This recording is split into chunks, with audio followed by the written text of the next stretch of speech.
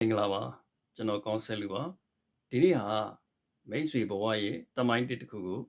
ရေးထိုးဖို့အကောင်းဆုံးဒီနေ့ဖြစ်ပါတယ်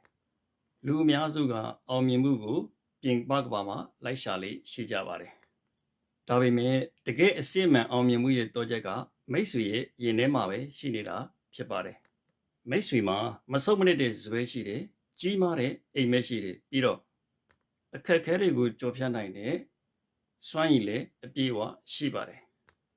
မနေ့ကမိတ်ဆွေရဲ့အကန့်အသတ်တွေကဒီနေ့မိတ်ဆွေရဲ့အနာဂတ်ကိုမဆုံးဖြတ်နိုင်ပါဘူးဒီနေ့မိတ်ဆွေကိုပြန်ပြောပါငါဟာနေ့စဉ်နေ့တိုင်းပုံမူကြီးထွားတိုးတက်နေတဲ့သူဖြစ်တယ်ငါရဲ့စနစ်တကျစ조사မှုတွေကငါ့ကိုငွေကြေးလွတ်လပ်ခွင့်နဲ့အောင်မြင်မှုစီကိုခေါ်ဆောင်သွားလိမ့်မယ်